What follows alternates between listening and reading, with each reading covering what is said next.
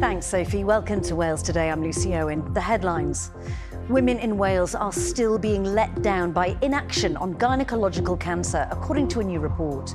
Doctors repeatedly failed to diagnose Entley Thompson from Dyffryn Nanlle. I was failed by primary care, and I think if I didn't have that voice in A&E to demand a second opinion, I might not be here. The Welsh Government admits improvements must be made. Also tonight.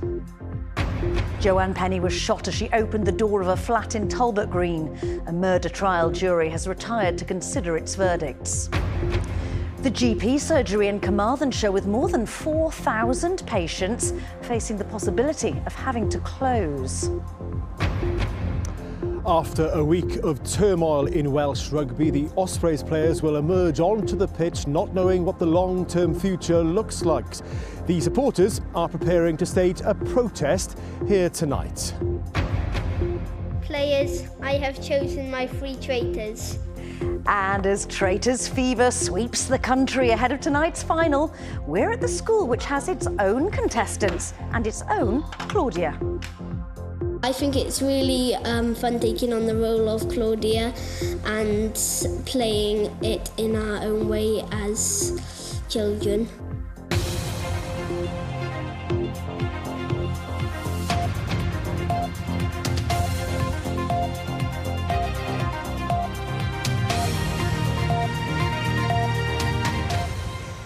Good evening, noswaith dda. Women in Wales are still being let down by inaction on gynecological cancer, according to a new report.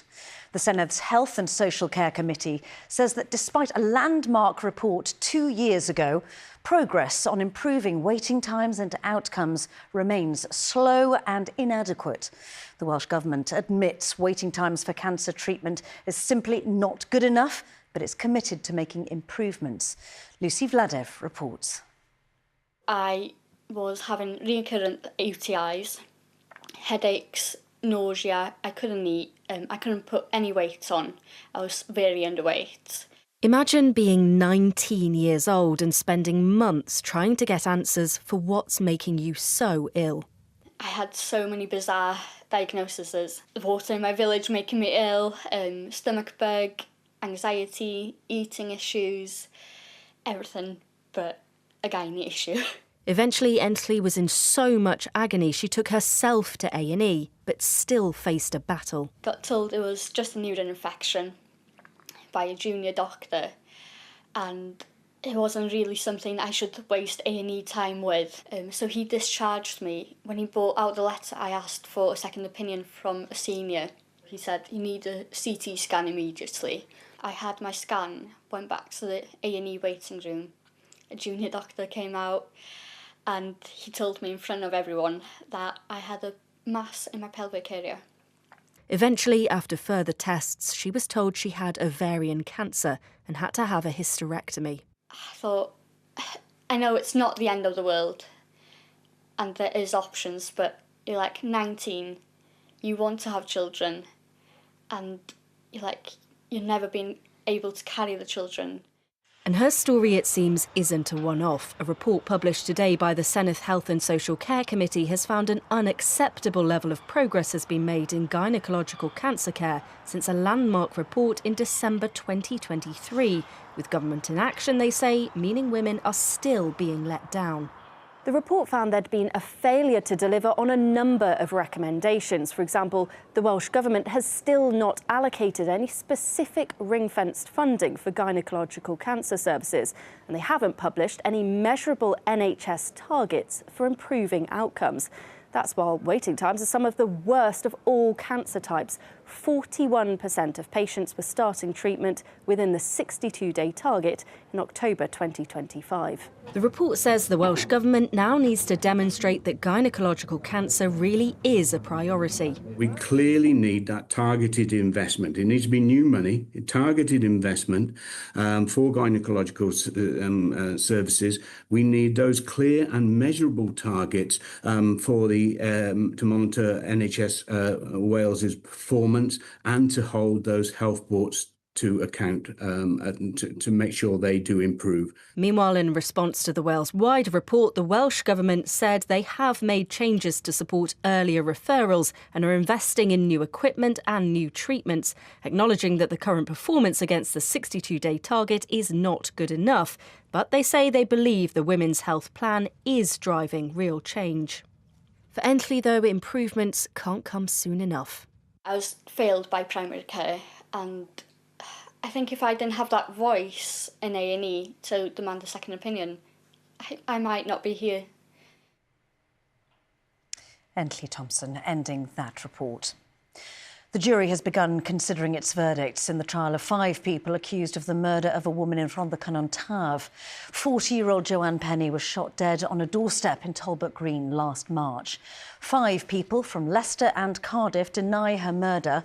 Well, our reporter Stephen Fairclough has been following the case and he's in the newsroom for us. Stephen, what's the latest today?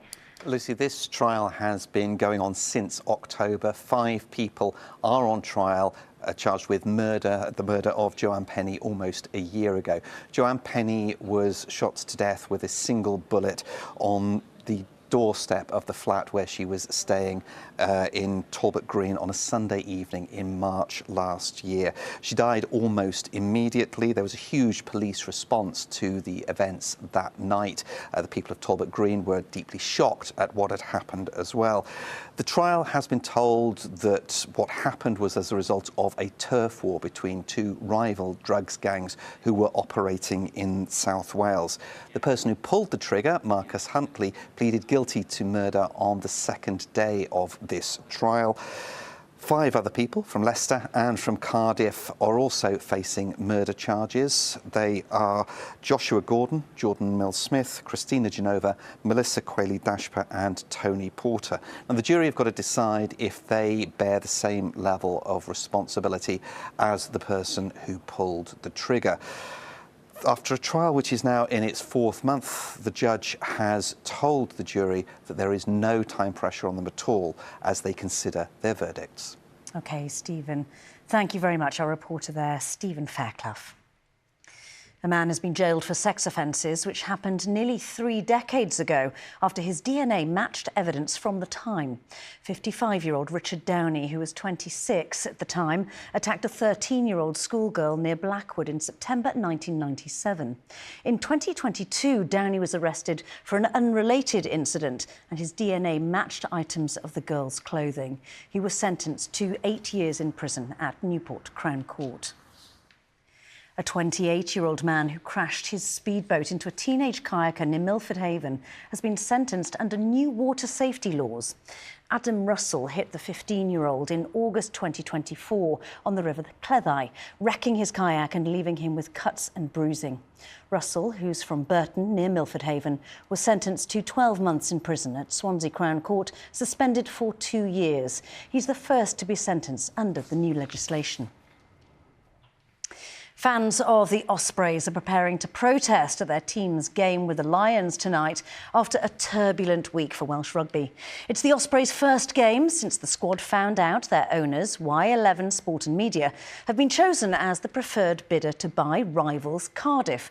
Well, Thomas is at the Brewery Field in Bridgend for us tonight. Well, it has been quite a week, Thomas.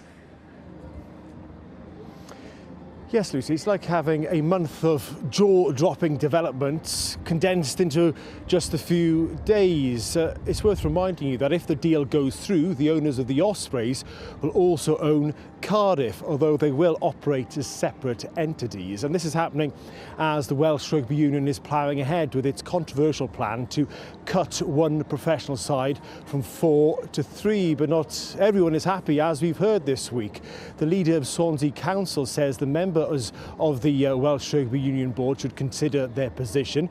A group of MPs warned that the union is out of touch with the fans, and all of this is happening with the threat of an extraordinary general meeting, possibly after the Six Nations Championship. Well, here is the only talking point, and the fans will want to make their voices heard. They've got one clear message to the union tonight, as well as the owners, Y11, and they will make their point clear in the 11th minute of tonight's game.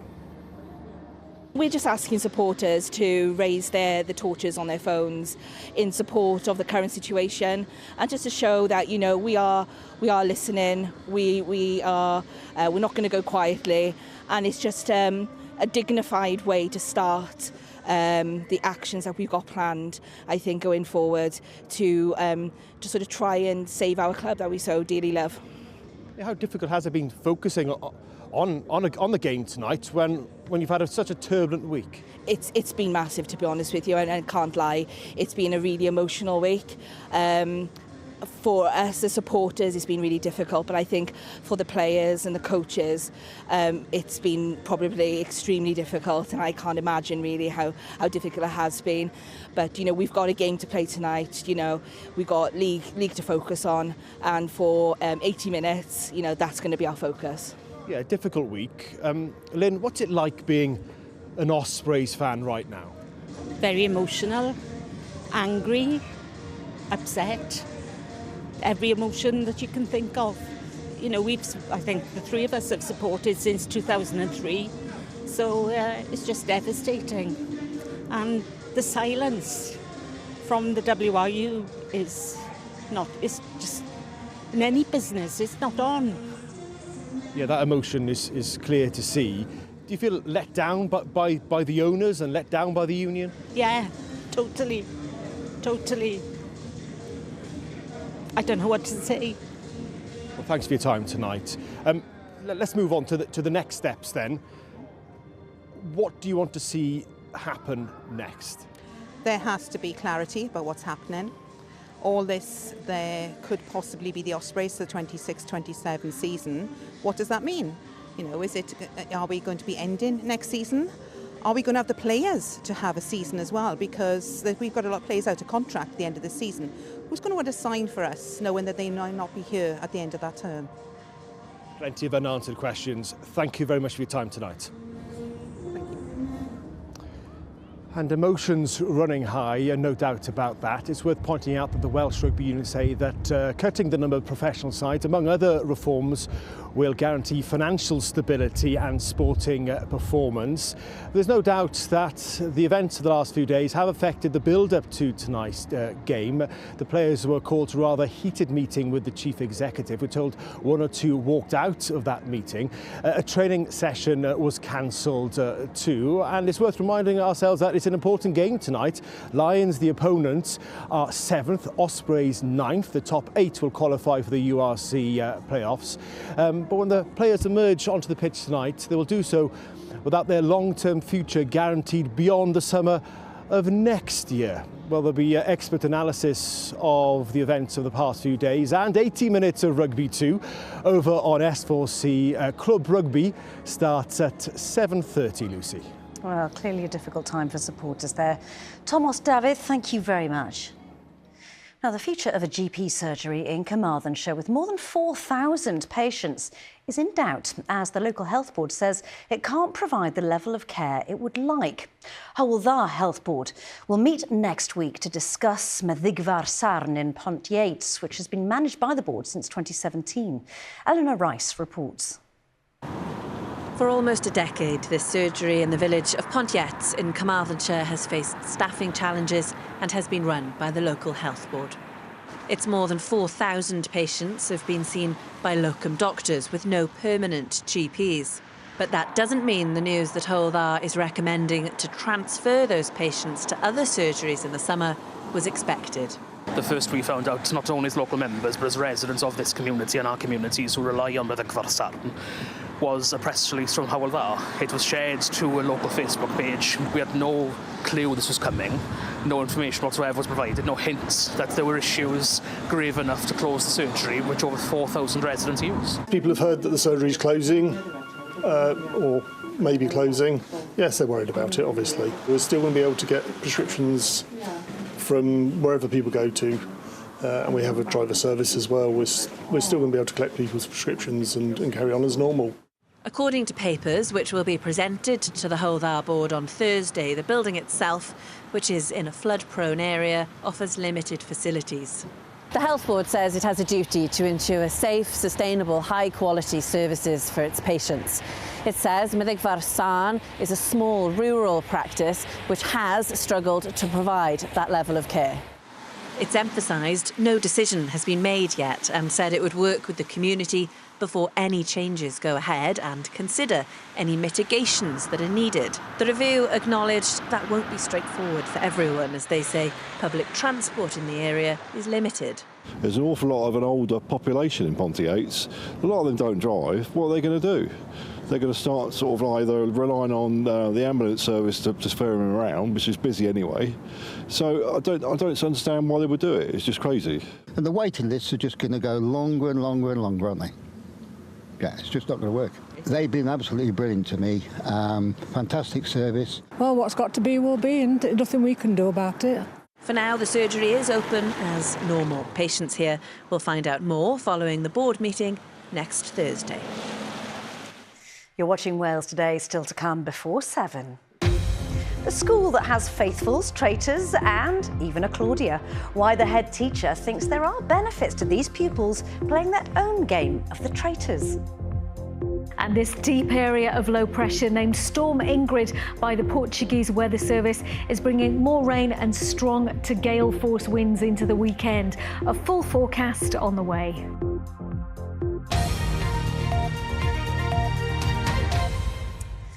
Now imagine living near a landfill and putting up with rotten egg smells for years.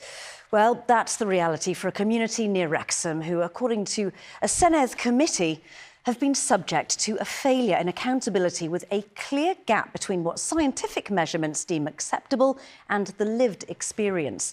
The inquiry was carried out into the Havod landfill in Johnstown after more than 1,000 people living nearby signed a petition calling for its closure. Sarah Eastdale reports.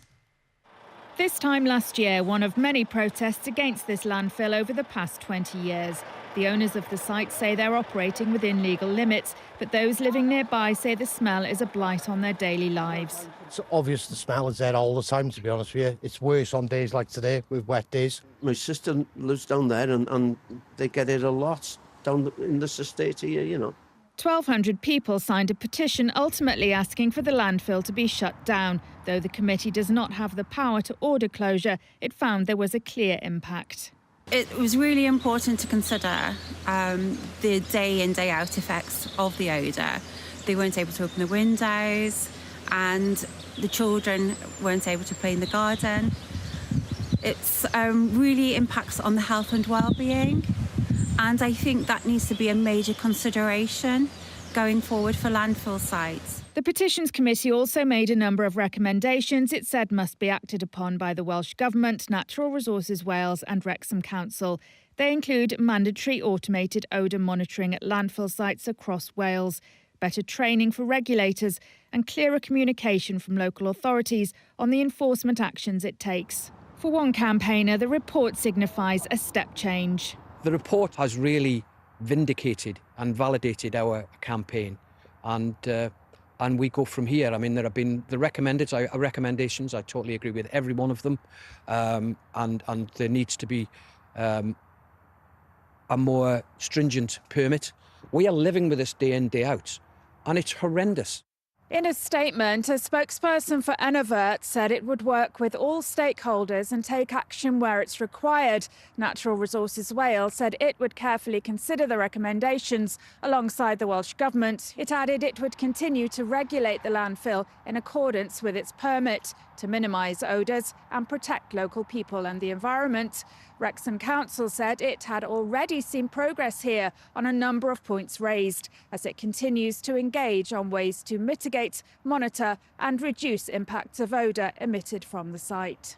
Havod Landfill has a licence to continue taking waste for another 35 years. In spite of potential improvements, campaigners say they'll keep fighting to get it closed down.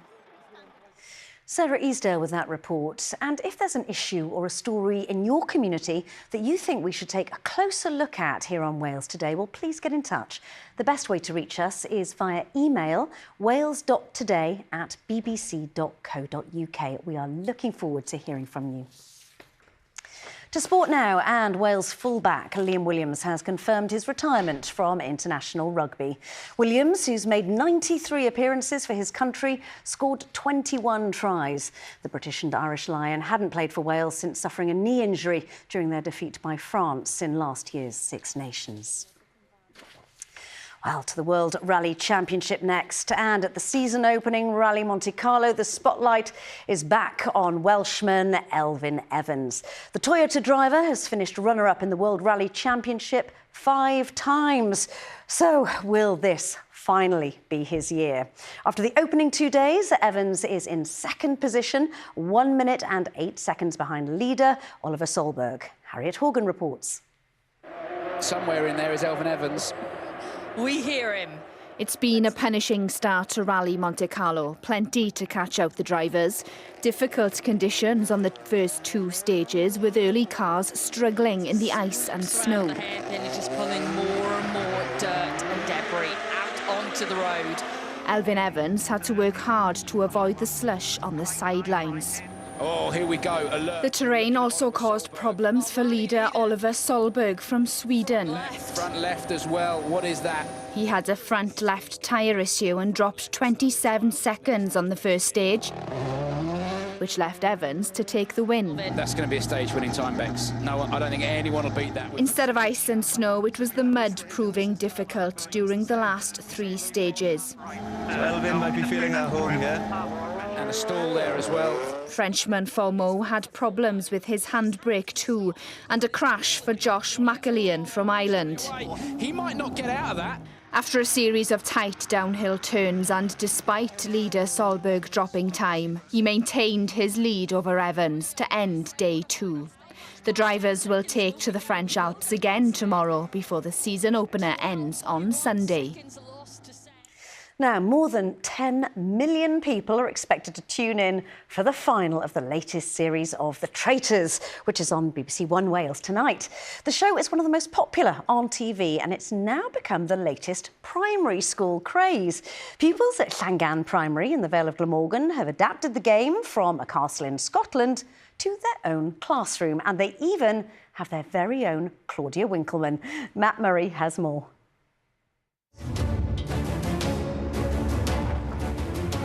It is the ultimate game of deception, where the contestants will take on challenging missions. But in amongst them, there are traitors, and it will be down to the faithful to work out who they are. In Schoolyard, Traitors. The first mission, a simple race, and overseen by the school's very own Claudia, played by Jack. The 9-year-old used to play football in the playground, but now he's donned a black wig and cloak to oversee the game. It's like a new tag, because we always play tag. Since we're children, we don't get to play traitors. You only get to do it when you're an adult, but I think it's really fun taking on the role of Claudia and playing it in our own way as children. Just like the TV show host, he also picks his traitors. The other pupils or contestants are the faithful. Players, I have chosen my 3 traitors. It's become the new school craze. We find it really fun, all of us, playing with some people we don't usually play with in our class, and boys and girls playing together. It's a really fun game to play because, like, you can't trust anyone else. That's just a bit suspicious to me, so I think you're the traitor.